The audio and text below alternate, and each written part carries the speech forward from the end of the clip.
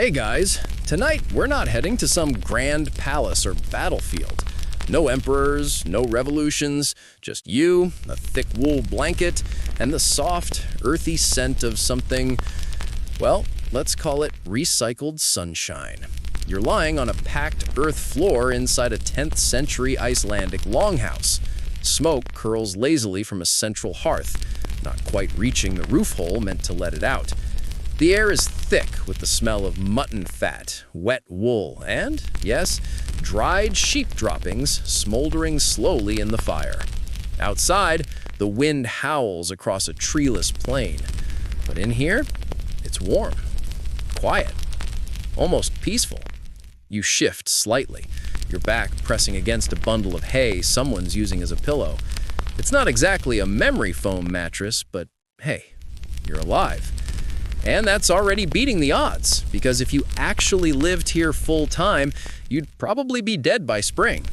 Between the scurvy, the isolation, and the fact that your entire calendar runs on poop, survival wasn't guaranteed. So, before you get comfortable, take a moment to like the video and subscribe, but only if you genuinely enjoy what I do here. Drop a comment with your location and local time. I love imagining you listening from a rainy apartment in Tokyo or a quiet farmhouse in Nebraska while we wander through this weird, wonderful slice of history together. Now dim the lights, maybe turn on a fan for that soft background hum, and let's ease into tonight's journey together. You blink slowly in the dim firelight. The family around you moves with practiced efficiency. No wasted motion, no loud voices. A woman stirs a pot of skyr with a wooden spoon, her hands chapped but steady. Near the door, a boy stacks small, dark bricks in a neat pile against the wall. They look like misshapen cookies, if cookies were made of compacted grass and, well, you know, these are tad, dried sheep dung, and they're more valuable than silver here. You watch as the boy adds one to the fire. It hisses softly, then settles into a low, steady burn. No flame, just warmth. That's the goal. In a land with almost no trees, firewood is a fantasy. But sheep? Oh, there are sheep. Thousands of them. And where there are sheep, there's, well, fuel.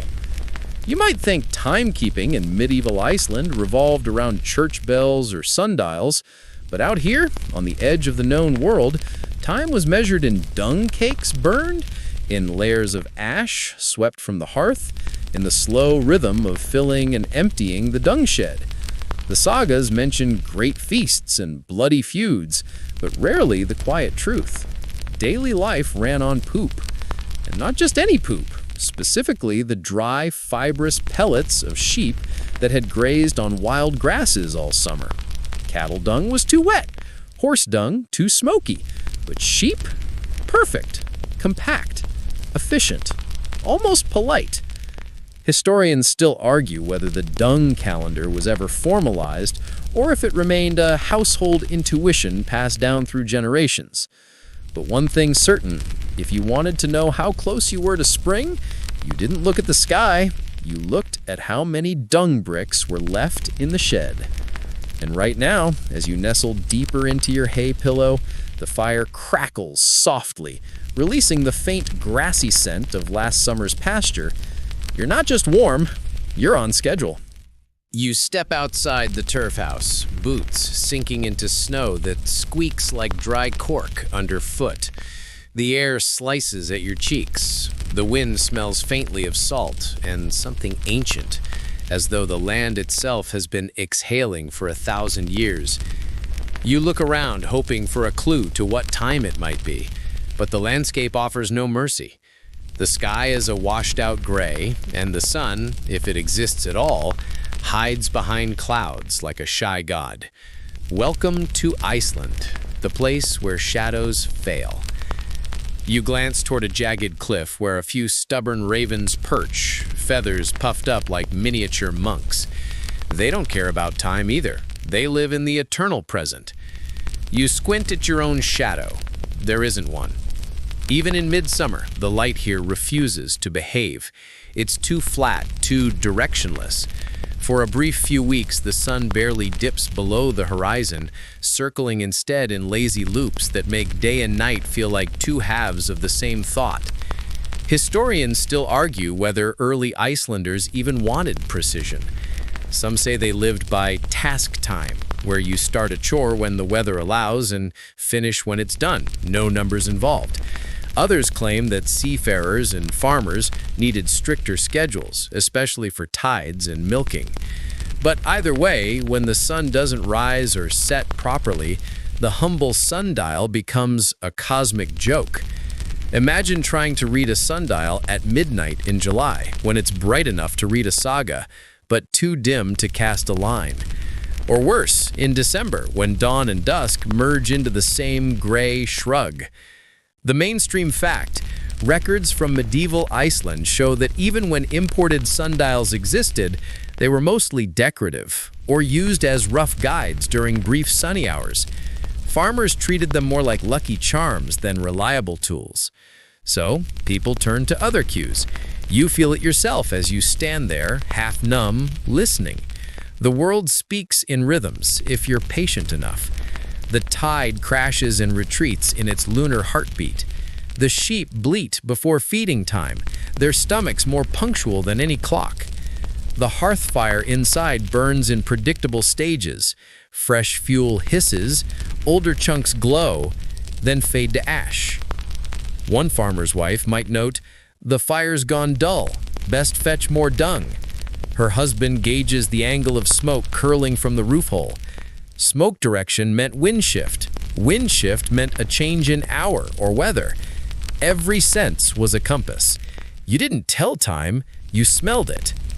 And yet, something inside the human brain demands markers. You crave the comfort of knowing when later begins. That's why these people became master observers. They tracked the tiniest patterns, the thaw of frost on fence posts, the squeal of the pigs before feeding, the soft dimming of daylight that no clock could record. Historians love a quirky tidbit. In some Icelandic valleys, farmers supposedly buried small iron rods in snowbanks to measure melt rate, treating it as a sort of cold hourglass. The faster the rod appeared, the closer it was to midday. It sounds absurd, but given the ingenuity of people who burn dung for light, it fits the theme perfectly. And that's the thing about time here. It's personal. In one valley, morning might mean when the sheep start stamping. In another, it's when the neighbor's chimney smoke appears on the horizon. If you visit 5 farms, you'll get 5 different versions of noon. There's something liberating about that, even a little poetic. Still, it's inconvenient when you're trying to, say, plan a fishing trip or avoid freezing to death in a snowstorm. Without sun or bells, every minute of daylight becomes precious currency. You can't waste it.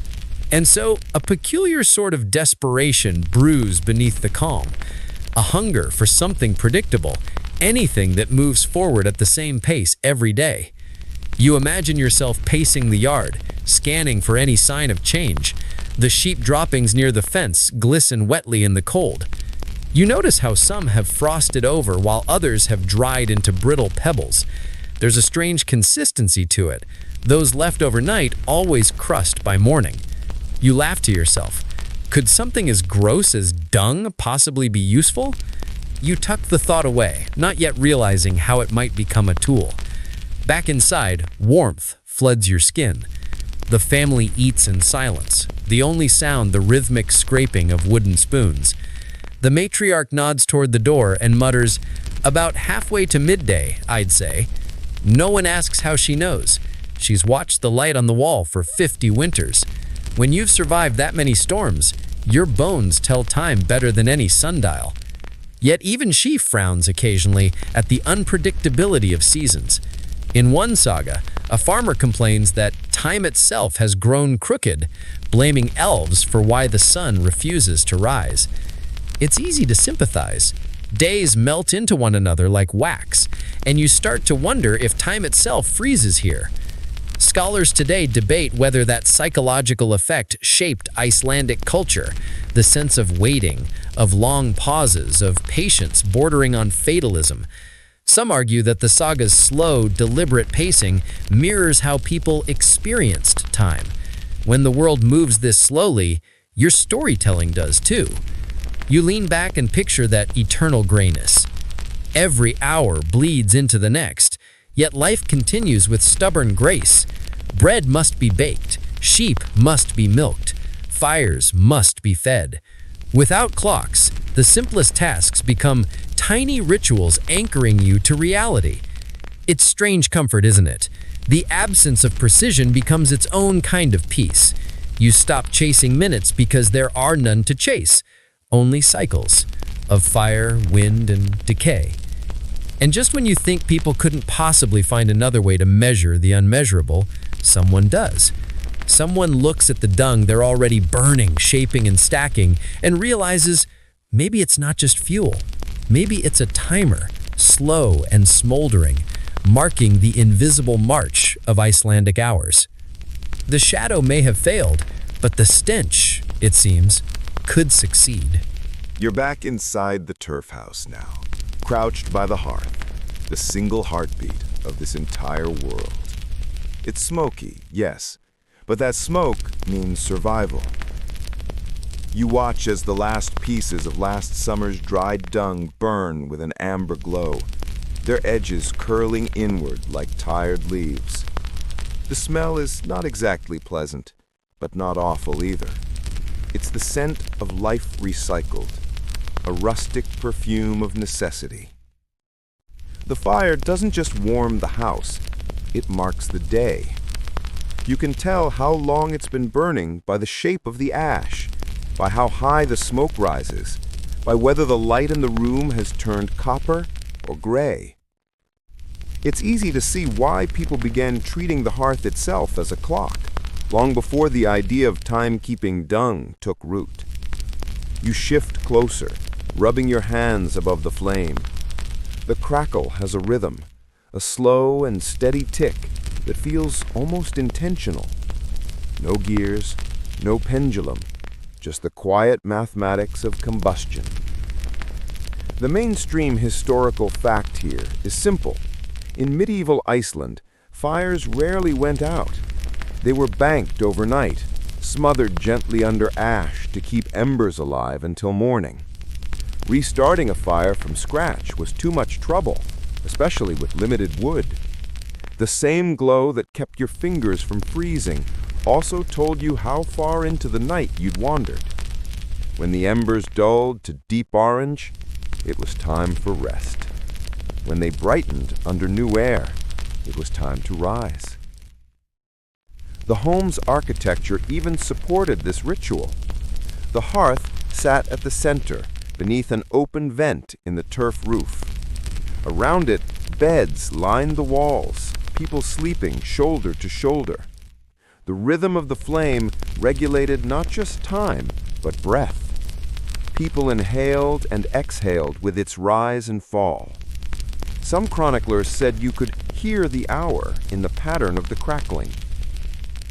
You glance toward the walls, darkened by years of soot. Each stain tells a story. A ring of lighter turf near the ceiling shows where the smoke once danced.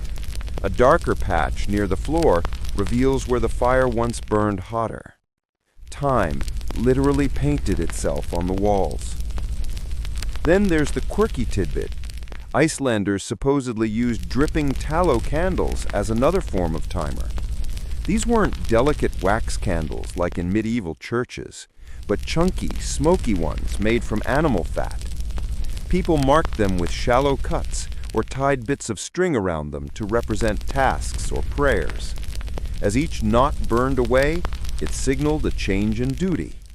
One knot might mean it's time to check the livestock. Another meant supper. And if you're wondering, yes, the tallow often contained flecks of dung from the drying process. Even their light smelled faintly of the barn. You lean in closer to the fire and notice something you hadn't before. The way the ash forms in patterns, small dunes of white over black. Someone must have noticed it centuries ago too, realizing that even ash changes predictably with time. Historians still argue whether early Icelanders consciously used these patterns as indicators, or if that's a modern romantic theory born from people like us trying to make sense of their simplicity. Either way, the image holds. A household watching the fire as others might watch a clock. Now picture yourself in that world. A family of 5, their lives orbiting around this small glowing pit. The father adds fuel and mutters, "Still early." The mother glances at the smoke hole where a faint blue light seeps in and replies, "Not for long." They don't argue. Both are right in their own way. Here, time isn't a number. It's a feeling. Outside, the wind slams the turf walls. You hear it rattle a wooden latch, almost rhythmic, as if trying to keep pace with the flicker of the fire. You wonder if that rhythm guided them subconsciously, if the combined sounds of nature and flame became a living metronome. You grab a small wooden stick and stir the coals. Tiny sparks jump, vanish. You watch the embers shift from dull red to bright yellow, and it hits you. This change is measurable. Someone long ago must have realized that if you banked the fire at dusk and reopened it after so many chores, you could roughly guess the passage of hours by how far the glow had faded. It's not perfect, but neither is the sun in a land that barely knows day. Over time, this sense of timing likely evolved into something more deliberate. Some sagas mention eldklukka, literally fire clock, referring to how long an ember would glow before dying. While no physical devices have been found, the phrase alone suggests that people were aware of fire's temporal quality. They lived inside time itself, its heat, its smoke, its rhythm. Now you start to understand how the dung connection crept in. When manure became the main fuel source, the behavior of that fuel became a new way to measure duration. Dung burned slower, steadier, and sometimes even smarter than wood. A fresh clump could smolder for hours, its heat telling you exactly when to turn your stew or fetch the sheep. There's something almost elegant about it. Life feeding fire, fire feeding time again, time feeding life again. You stretch out beside the hearth, feeling its slow heartbeat against the cold silence beyond the walls.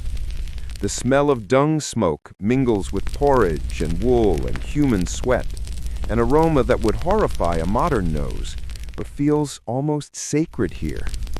Every scent means survival. And maybe that's why Icelanders didn't see their timekeeping tricks as crude or funny. To them, everything had meaning. A change in color, a shift in texture, the way a shadow disappeared behind smoke, all were signals. Even excrement had a rhythm, if you knew how to read it. The father pokes at the fire once more. Sparks burst upward, then fade into the gray ceiling. He nods to his son. "Now it's midday," he says softly. You glance outside, and for a fleeting moment the horizon brightens. A weak sun smears gold across the snow. Maybe he's right. Maybe he's just tired. Either way, it feels true. The next morning begins with the sound of bleating. Sheep again, impatient and bossy as ever. You step outside into a frozen silence that stretches in every direction. The snow glows blue under a half-awake sun, the kind that looks more like a dim lamp than a celestial body. You stamp your feet, and the ground beneath feels springy in spots, soft in others. You look down and realize you're standing on a field mottled with brown patches. Dung, everywhere. It's the quiet engine of Icelandic life. You can smell it faintly, even when the air is cold enough to sting your teeth. It's in the smoke rising from chimneys, in the walls of turf houses, and even, faintly, on the woolen clothes that hang drying indoors. This isn't just waste, it's currency, insulation, heat, and soon enough, a tool of time. In a world with so little wood, people made do with what the sheep and cows so generously provided. They'd gather the droppings after grazing, pat them in the flat cakes, and leave them to dry in the weak sunlight. Later, they stacked them like bricks beside the house, brown towers of frozen fuel. The piles themselves told stories, how long it had been since summer, how harsh the winter was, and oddly enough, how long it might be until supper. You crouch to examine one pile more closely. The top layer is fresh, soft, dark, still wet. Beneath, a crust forms, pale, brittle, almost chalky. The older dung has hardened to stone. You realize each layer is a chapter of time. The Icelanders noticed it too. The transformation wasn't random. It followed the rhythm of days, temperature, and moisture. The mainstream fact here was dried manure was the backbone of Icelandic fuel production from the settlement era well into the 19th century. Even long after timber trade opened, people preferred dung for its steady, smoke-rich burn. It burned slower than wood and produced a distinctive gray ash perfect for preserving fish or keeping insects away. In some regions, families calculated how many dung cakes they needed to burn per day through winter, effectively creating a primitive schedule. But beyond utility, there was poetry in it. You watch a woman at the next farm over, her gloved hands pressing fresh droppings into neat rounds, humming softly. It's a craft, really, a choreography of need and patience. The smell is sharp but earthy, the steam rising in thin curls that catch the light. For her, this is just part of life's rhythm, as normal as milking or spinning wool. And here's the quirky tidbit. Icelanders didn't just use dung for heat, they used it in cooking too. Some stews were slow cooked in pits lined with smoldering manure, the earthy smoke adding flavor. Travelers from mainland Europe were horrified. Locals shrugged. One monk allegedly described Icelandic bread baked with the heat of filth, but admitted it tasted better than he expected. You can't help but smile. Survival turns even disgust into ingenuity. Still, somewhere between necessity and curiosity, someone must have noticed the predictability of this process. The way fresh dung steamed, then cooled, then hardened. That change, like fire's glow, unfolded over hours. Imagine an Icelandic shepherd watching his herd's droppings freeze during morning chores and thaw by noon. It's crude, yes, but measurable. When every other clock fails, you start trusting what you can see. Historians still argue whether this poop timekeeping was conscious or coincidental. Some think farmers merely observed drying rates to judge weather or grazing hours, not hours of the day. Others insist that the pattern became a genuine method, what modern folklorists jokingly call the manure clock. Whatever the truth, it reveals how deeply people merged with their landscape. You reach down and pick up a dried clump, brittle and light, like pressed peat. When you snap it, it breaks cleanly in two. You think about how this same piece might have once been part of a rhythm. Morning softness, midday firmness, evening dust. A 24-hour clock written in dung. A gust of wind sends fine powder swirling around your boots. The smell fades almost instantly in the icy air. Time, too, vanishes just as fast. You've pictured the whole village relying on this natural cadence. The rhythm of dung collection mirrors the rhythm of the day. Morning gathering, midday drying, evening stacking. Over time, the behavior of manure became an unspoken indicator. If the piles by the barn had crusted over, it was past noon. If they still glistened, the sun hadn't fully climbed. You laugh softly to yourself. It's ridiculous, and yet it makes perfect sense. You start to understand how necessity blurs into invention. When humans have nothing but patience and observation, we can turn even excrement into a measuring stick for the cosmos. There's another layer too, which most people today overlook. In Icelandic belief, waste wasn't entirely worthless. The same matter that came from life returned to life by feeding fires, nourishing earth, and metaphorically, marking time's passage. The Norse worldview saw cycles everywhere: birth and death, heat and cold, creation and decay. Dung, in its own humble way, was proof that nothing truly ended. Back inside, the hearth burns bright again, fed by those same brown bricks you saw outside. The family sits close, bowls steaming, faces orange in the firelight. The smell no longer registers, it's simply home. You realize they're not just burning fuel, they're burning hours. Each handful tossed into the flames shortens the day a little bit more. Someone chuckles, saying, "If the fire burns faster tonight, maybe the night will pass quicker too." Everyone laughs. Humor, even about manure, keeps the dark from pressing too close. It's oddly comforting. You glance toward the window slit where daylight has begun to dim. The horizon turns violet, the mountains dissolving into shadow. You can't tell how late it is, but you can sense it, because you've started noticing the same cues they do. The smell has changed. The air inside thickens. The dung piles outside are crisp now, the frost returning.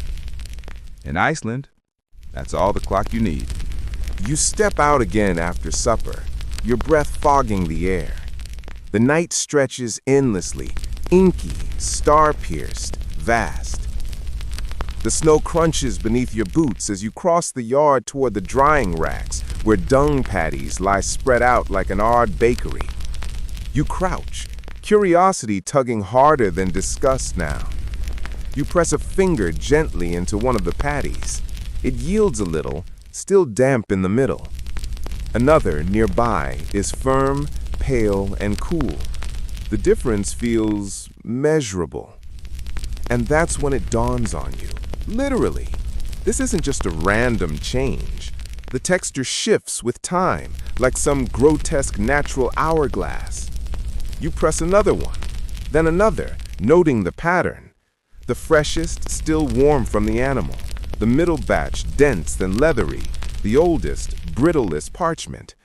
If you lined them up, you could trace the day through them, morning steam to midnight stone. It sounds absurd, of course, but in medieval Iceland, absurdity often doubled as science. You imagine a farmer or shepherd doing the same thing you're doing now, poking dung with gloved hands, nodding wisely, muttering, "About 3 hours old, this one." Practical, efficient, disgusting, and entirely logical. The mainstream fact: medieval Icelanders used dung drying as part of daily planning. They'd know roughly how long it took for fresh manure to reach a certain dryness in specific weather. Some sagas even mention day-old dung as a way to describe short intervals of time, much like we'd say a few hours later. It wasn't literal clockwork, but it shows how intimately people track decay as a measure of the passing day. The quirky tidbit? There's an old Icelandic riddle recorded in a 17th century manuscript that asks, what thing shrinks as it grows older and smells less the wiser it becomes? The answer? Dung in frost. It's a joke, yes, but also a wink toward observation, a scientist's humor buried in folklore. You run your fingers across another patch of ground. The older droppings are dusted in frost, smooth to the touch. The newer ones glisten. You can almost feel time between your fingertips. A tiny laugh escapes you, half amusement, half admiration. Somehow, this crude system makes sense. Historians still argue whether anyone formally read dung like a clock, or if it's a modern myth inflated by romantic imaginations. Maybe it was both, a bit of truth hardened into legend, like manure itself. Yet when archaeologists study preserved farmyards in Iceland, they often find organized layers of waste, stacked deliberately by dryness, not just convenience. Coincidence?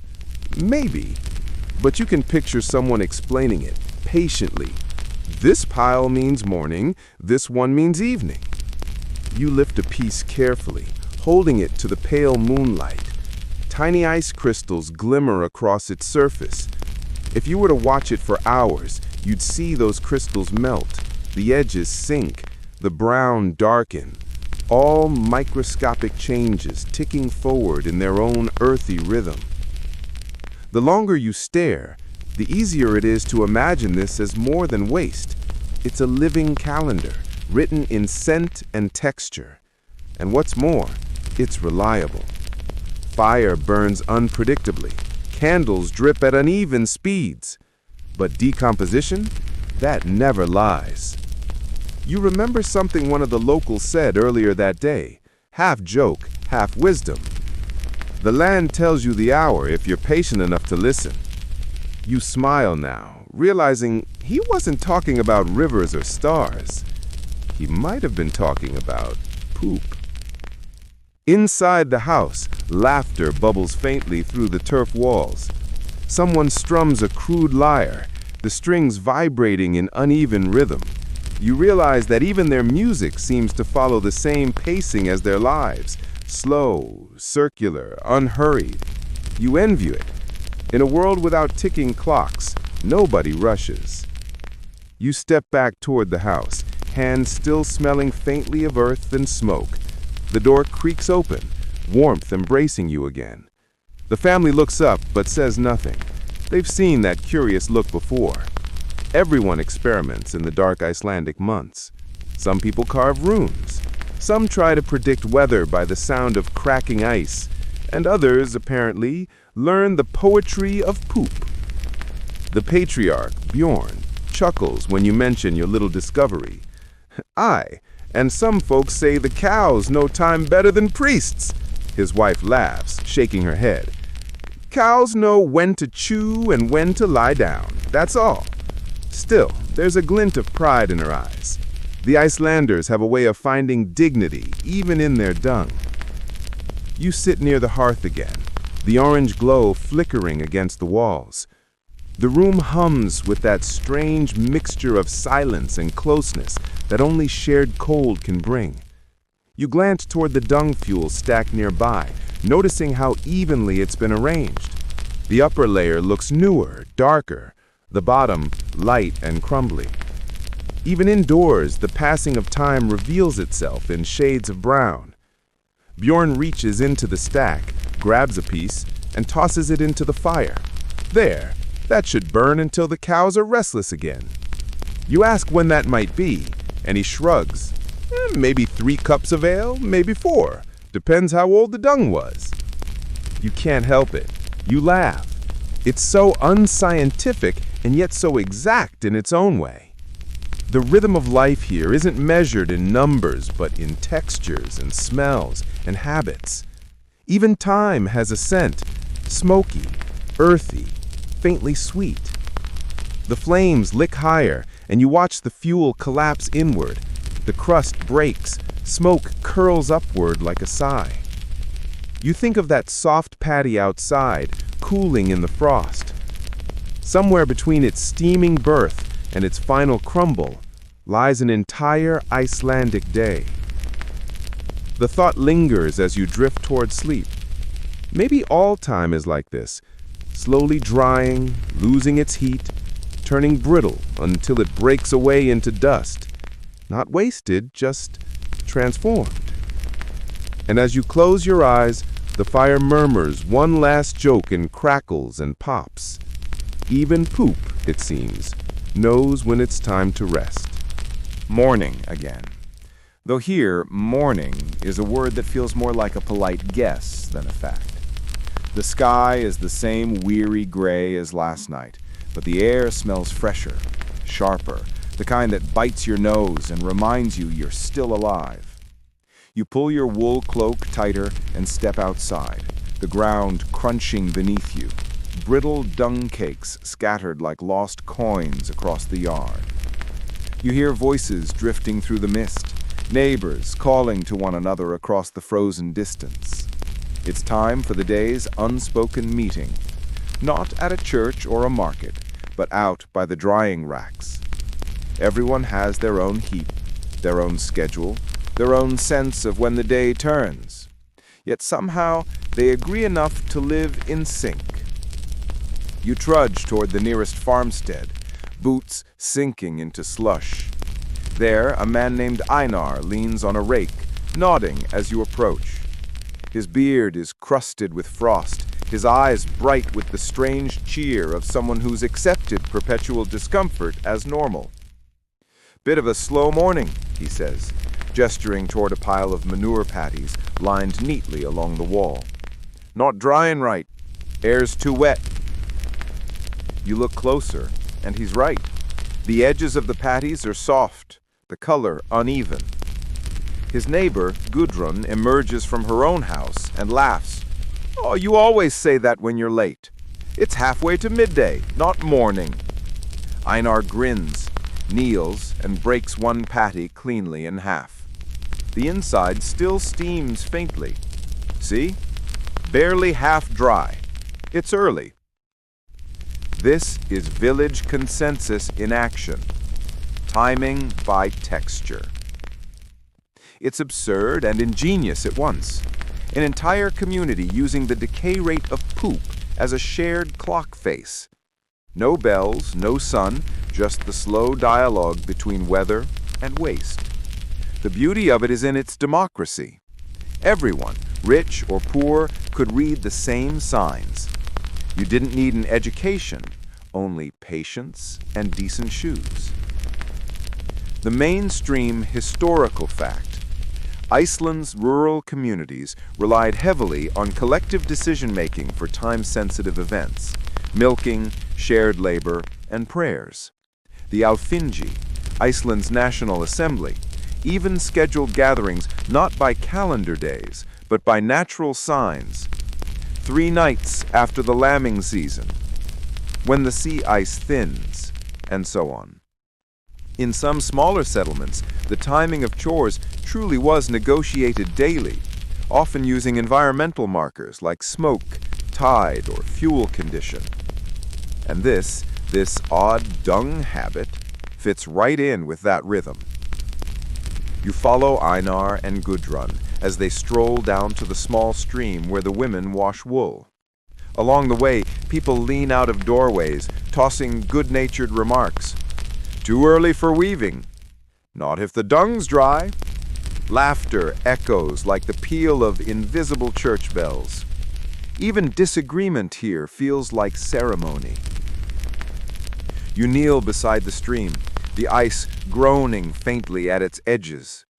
Someone has built a small cairn of dung patties on a flat rock, probably as a test pile.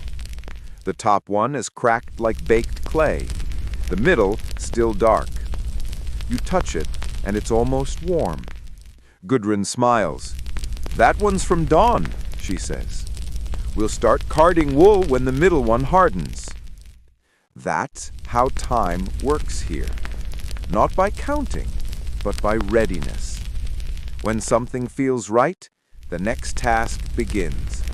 It's a life lived by touch, not by tick. The quirky tidbit: there's a verse from an old farmstead poem preserved in a 14th century manuscript that goes, translated loosely, "By dung we measure labor's span, by smoke we know the day. When flame runs low and patties hard, the stars are not far away." It's part lullaby, part joke, and entirely honest. Even children grew up reading time and texture. Historians still argue whether this community clock idea was truly systemic or just anecdotal. Some think it's exaggerated folklore from later storytellers amused by their ancestors' rustic creativity. Others argue that when every family burns, dries, and handles dung daily, shared experience would inevitably standardize perception.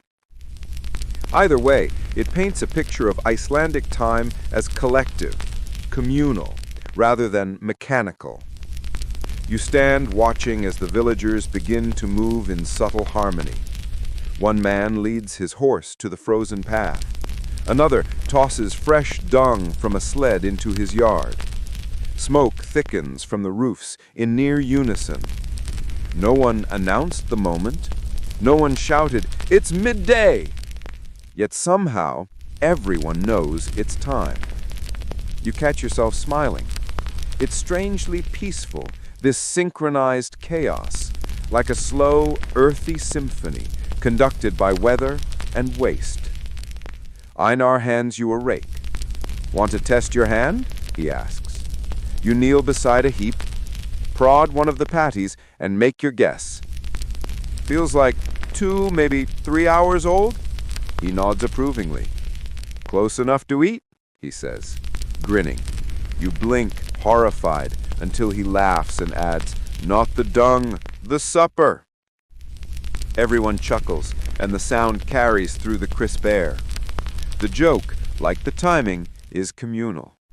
You realize this rhythm of shared humor and shared observation is how they survive the crushing sameness of the long winter. Back inside later, the fire roars again, fueled by the same material that governs their hours. You think of the villagers comparing their piles like wristwatches, each confident in their reading of time's strange texture. In a modern city, you'd check your phone or glance at the sky. Here, you'd press your thumb into a patty of sheep dung and feel the heartbeat of the day through your fingertips. You glance at the hearth where fresh dung burns steadily and realize that everyone in this world, men, women, animals, even the waste itself, shares the same tempo. Nothing moves fast, nothing drags. Time doesn't hurry. It drives. The next morning, or maybe the next afternoon, it's getting harder to tell, you wake to the muffled murmur of voices again. The turf roof above you sighs under a thin sheet of snow. Someone outside is laughing, that slow, drawn-out kind of laughter that only comes from people who've been stuck indoors together for months. You stretch, brush bits of straw from your blanket, and step outside into the soft gray light. A small group of villagers stands near the byre, gathered around something half buried in frost. Einar waves you over, his cheeks flush from the cold. You have to hear this, he says, grinning. We found it again, the old poop clock rhyme. You blink, a little confused, but they're already reciting it, like children sharing a secret. When cow dung cracks and steam runs thin, the hour of prayer is drawing in. When horse dung's pale and stiff with chill, the supper pot must start to fill. Everyone chuckles. Someone mutters that it's older than anyone alive. The rhyme, simple as it is, captures a strange beauty, time measured not in minutes, but in moods, colors, and textures. This is how the poop clock passed into folklore. Not written down, but sung, joked about, passed from one mouth to another, until the idea of it became something between superstition and satire. By now, the community has turned the practice into something almost playful. Children compete to guess the time by dung texture. Wives mock their husbands for always being 2 patties late. And travelers tell of remote farms where women could read manure like monks read the stars. Still, beneath the jokes lingers a strange reverence. You can feel it when Einar points toward the barn and says, half-jokingly, "We owe everything to the beasts." Without livestock, there would be no warmth, no fuel, no clocks, nothing to mark the slow breathing of the island. A mainstream historical fact here fits neatly in. Icelandic sagas often mention daily rhythm through livestock care. Tasks were organized not by fixed hours, but by animal behavior, like when the cows are restless, or after the sheep return, or before the horses lie down. The animals themselves became organic timepieces. It's not much of a leap to see how their dung, an inevitable part of their presence, became another cue for marking time. You walk with Gudrun toward her house. She gestures toward a shelf near the door, where small lumps of dried dung sit like paperweights. She says, "These are from last year's winter, for luck." You raise an eyebrow, and she laughs softly. "My grandmother said if you keep one by the doorway, spring will come earlier." Historians still argue whether she believed that or just didn't want to clean up. That's the charm of these stories. They blur practicality with humor until you can't tell one from the other. Inside, the air is thick with the smell of boiling fish. On the wall hangs a small carved talisman, roughly shaped like a pile of something, though you'd rather not ask. You see you looking, and she smiles. Fertility charm, or a joke, depending on who you ask. Everywhere you turn, the humble manure that fueled the hearth has seeped into language, belief, and laughter. People say things like, "He's full of late dung," meaning someone who's always behind schedule. Children use dried patties as makeshift game pieces, stacking them like coins. When a visitor from a distant village arrives, the locals whisper, "Let's see if he keeps good time," before showing him their piles. It's easy to laugh, but it's also oddly touching. These people, living at the edge of survival, found warmth and order in something the rest of the world would rather ignore. They didn't just use poop to tell time, they turned it into culture. The quirky tidbit: in one 16th century Icelandic folktale, a farmer supposedly bet a Danish merchant that he could tell the hour by dung alone. The merchant mocked him until, as the story goes, the farmer correctly predicted sunset by the stiffness of a cow patty. The merchant, stunned, paid up in silver. The tale ends with the line, "He who mocks what keeps men warm shall one day shiver." It's unclear whether the story is true, but it captures the humor and defiance of Icelanders who made dignity out of dirt. Outside, a child runs by holding a handful of straw and something suspiciously dark. "Testing," she shouts gleefully. Her mother sighs. "If it's dry, come inside." The girl giggles and disappears behind the cowshed. As the laughter fades, you look up at the low, heavy clouds. The horizon glows faintly pink, a rare glimpse of sunset through the long Arctic gloom. You realize you haven't looked at the sky for time and days. Why would you, when the earth beneath your feet offers all the answers you need? You squat beside a fresh patty, steam rising faintly into the freezing air. It's warm, almost alive. You remember the rhyme, "When cow dung cracks and steam runs thin, the hour of prayer is drawing in." And you guess it's late afternoon. Gudrun smiles. She says, "Close enough," and hands you a bowl of stew. Historians still debate how seriously people took all this. Was the poop clock ever a genuine system, or just rural wit turned legend? Some scholars argue it's mostly later romanticism, city folk imagining quaint peasants with magical dung wisdom. Others counter that in a world where every resource mattered, of course waste would be observed and interpreted. As one Icelandic ethnographer once put it, "When life is slow, the smallest changes speak loud." You sip the stew, thick and smoky, and feel time stretch again. The village hums around you, people moving through chores not by the ticking of gears, but by texture, smell, and shared memory. As darkness folds in, you hear another faint rhyme drifting through the wind. When fire fades and dung grows cold, the night has tales yet left untold. You smile into your bowl. Somehow, even the smell of smoke and manure feels comforting now, like the heartbeat of an ancient clock still keeping perfect, earthy time. You wake the next day to a soft patter of snow against the turf roof, a hush that seems to mute even your own thoughts. The air inside the hut is thick with that damp wood smell, touched faintly by smoke and something darker, earth, decay, life in slow motion. Someone outside is talking, his tone half serious, half amused. You catch a phrase, "truth of dung," and know instantly you're in for something interesting. Einar pokes his head through the doorway. "They're arguing again," he says with a grin. "You'd better come hear it." You step outside and find three men standing near a steaming pile beside the barn, gesturing with sticks like philosophers at a muddy symposium. One, an older man with a gray beard and a face like dried peat, declares, "It was real. My father told me. His father could read time by dung alone." Another, younger and sharper, snorts, "That's just sagas and storytelling. No one ever did that seriously." And there it is. the debate that's been smoldering through centuries. Did medieval Icelanders actually use poop to tell time, or is it all a rustic joke gone academic? You lean against the wall, watching them argue as steam curls lazily from the pile between them.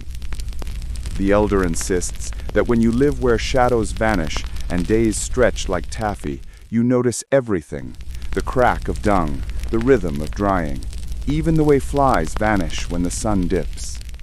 You city folk with your clocks, you stopped listening to the world, he mutters. The younger one shakes his head. No written source mentions it plainly, not one. The monks wrote of prayer hours, not poop hours. You can't help but smile. This isn't just a village squabble, it's the living echo of a scholarly feud. The mainstream historical fact here: historians and archaeologists still argue over Icelandic folk practices mentioned vaguely in medieval texts.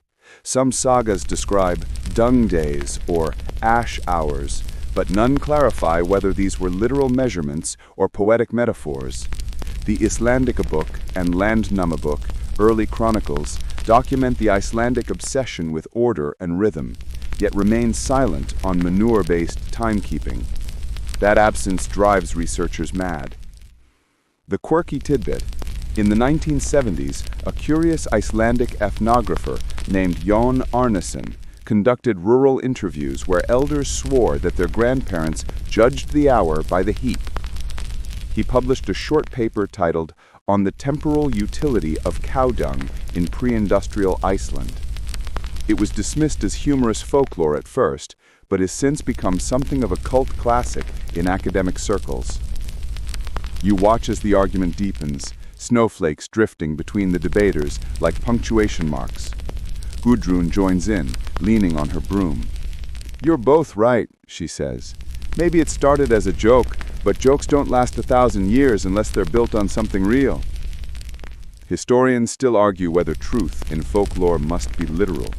Does it matter if people use dung to tell time, or if they only said they did? The belief itself shaped behavior. Villagers watching for steam, noting texture, aligning their chores unconsciously to patterns of decay. That, too, is timekeeping.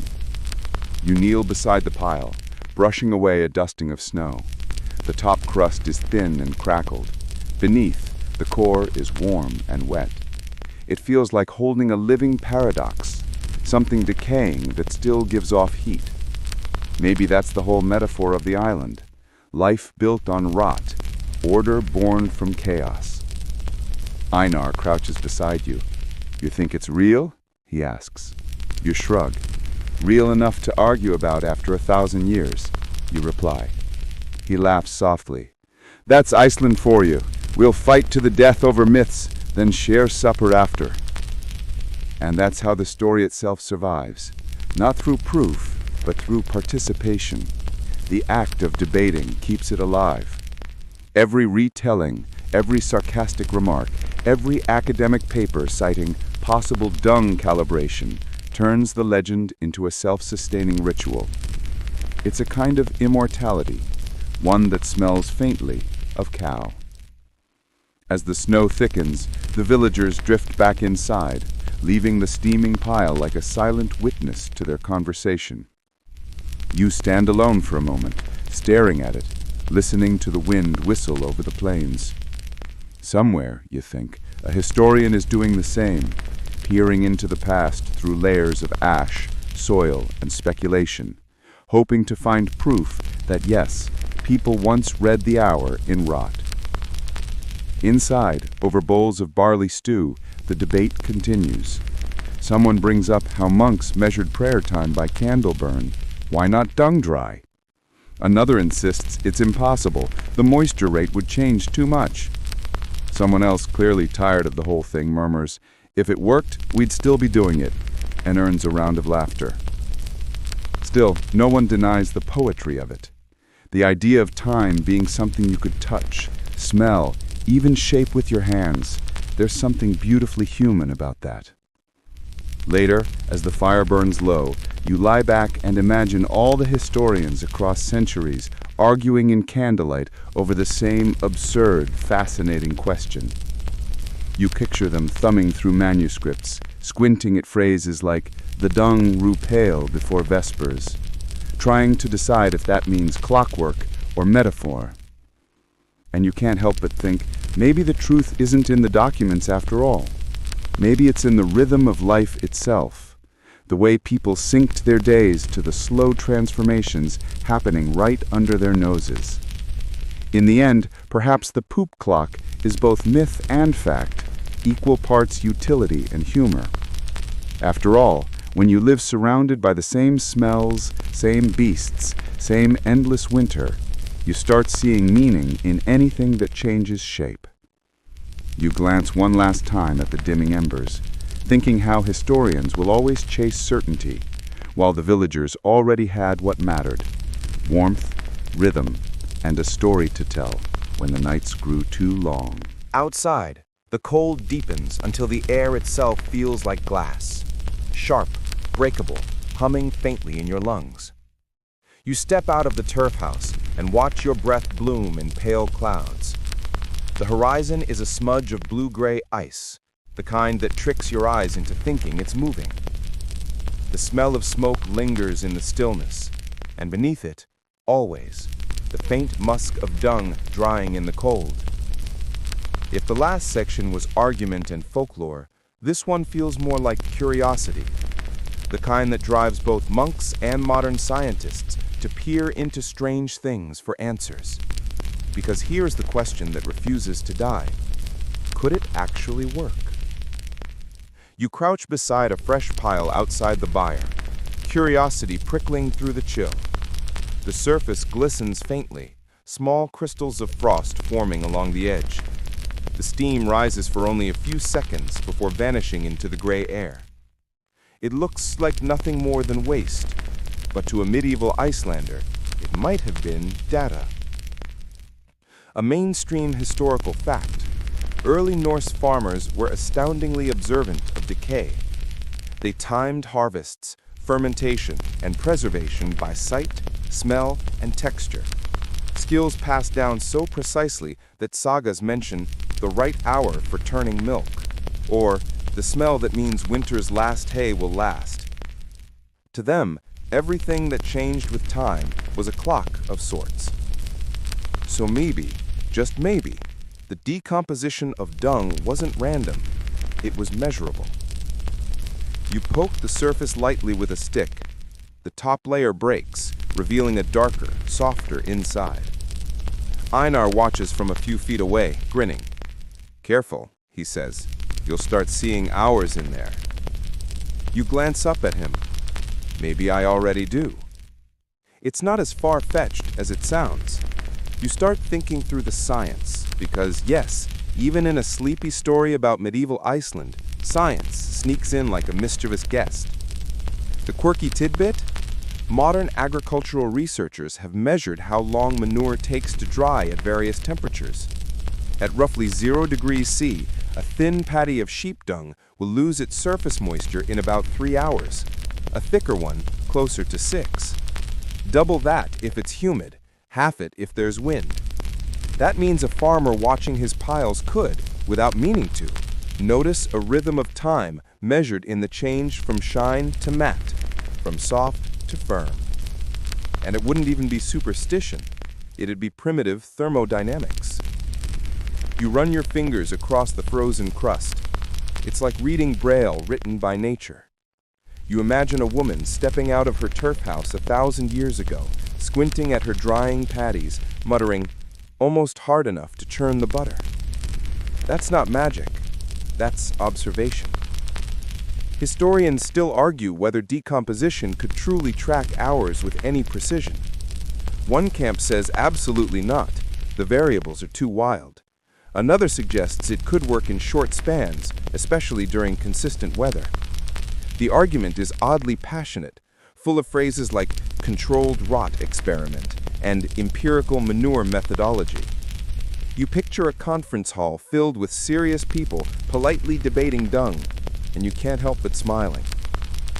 Einar joins you, crouching low. "They say monks studied this too," he mutters.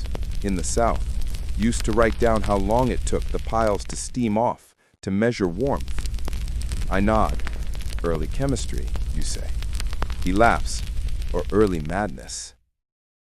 A gust of wind scatters snow over the pile, dulling its sheen. The change is immediate. What was soft and glistening moments ago turns rough and gray. There, Einar says, an hour passes. You both watch in silence. He's joking, but something about it feels profound. Time here isn't a number. It's a sensation, a texture. You step away and look toward the valley. Thin columns of smoke rise from half-buried houses, each one timed by its own slow-burning fuel. Somewhere a horse snorts. Somewhere else a baby cries. All of it part of the same unhurried heartbeat of the island. You think of modern people staring at clocks that blink digital seconds, never pausing long enough to feel what time feels like. Here, though, time leaves fingerprints everywhere. On dung, on frost, on the rhythm of chores. It's humbling, almost beautiful. Einar nudges you. Tell me, city friend, how do you tell time where you come from? You smile. I stare at a glowing rectangle until my soul wilts. He laughs so hard he nearly falls over. And you think we're strange. It's a fair point. The conversation fades into the steady hiss of wind. You crouch again, watching the pile's slow transformation, half experiment, half meditation. The crack in the surface deepens as the core cools. If you stared long enough, you think, you could chart the hours by its pattern. First steam, then frost, then pale crust, then silence. Somewhere behind you, Gudrun calls out, "Supper soon!" And you realize that even now, even with talk of thermodynamics and ethnography swirling in your head, the village still moves by the same rhythm it always has, the patient choreography of things changing form. You glance down one last time, then straighten up. Maybe the poop clock isn't a legend or a joke or an invention of scholars. Maybe it's something simpler, proof that even in the bleakest cold, humans can't help but measure life just to feel a little less lost inside it. As you walk back to the warmth of the house, you murmur under your breath, "An hour passes," and you swear the wind carries it away like an agreement. The night has deepened into something almost tactile. You sit by the hearth, feeling the warmth radiate slowly through your limbs, the way it always does after a long day outside. The fire crackles quietly, small sparks lifting and vanishing into the low turf ceiling. Outside, the wind moans across the snowfields, tugging gently at the corners of the house, rattling the latch and whispering faintly through the gaps in the walls. You take a slow breath, inhaling the earthy aroma of smoke, mixed with that subtle reminder of the day's labors, drying dung, frozen earth, and the faint musk of livestock. It's been hours of observing, poking, and learning rhythms that feel absurd at first, but grow steadily into something more. Each day in medieval Iceland follows its own logic, dictated by texture, temperature, and the slow transformation of matter. You realize how the villagers are tethered to these rhythms, reading the world not in clocks or calendars, but in signs. Steam rising from a fresh paddy, frost thickening on the old, smoke curling from the chimney, and even the sound of hooves in the snow. Every signal is part of a larger interconnected system. The wind subsides a little, leaving a soft hush.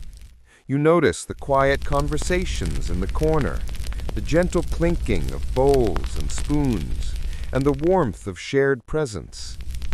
Time slows here in a way you've never experienced, measured not in numbers, but in sensations. Even the pile of manure outside, brittle under frost and pale under moonlight, marks the invisible hours passing by, like an unspoken agreement between life and decay. Historians may still debate the accuracy, the practicality, or even the reality of dung as a clock. But for the people who lived this life, it didn't matter. The system worked because it was embedded in daily activity, in observation, in community, and in the slow, patient attention to detail that survival demanded.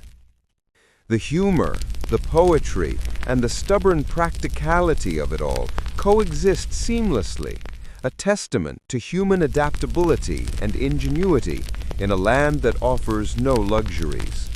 Now, imagine the family settling in for the night. The fire is banked, casting soft amber light across soot-stained walls. The air carries a sense of completion, of a day marked not by numbers, but by lived experience. Outside, the village sleeps in unison with the slow rhythm of the land, the piles of dung standing as quiet witnesses to the passage of hours, the days, the seasons.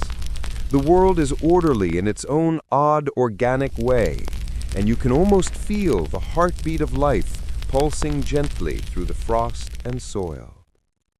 And as you lean back, letting your body sink into warmth, the lessons of the day coalesce.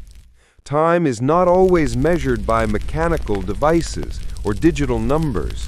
Sometimes it's felt in the subtle changes around you, in textures, in smells, in rhythms that are so slow they almost become invisible. Here, even the most mundane, unglamorous matter, poop, has a story to tell, a function to perform, a time to mark. The fire hums low, the night stretches, the snow outside glitters faintly under the pale moon. You close your eyes, imagining the slow, steady world around you, the warmth, the rhythm, the subtle guidance of smoke, ash, and frost. All of it lulls you toward rest.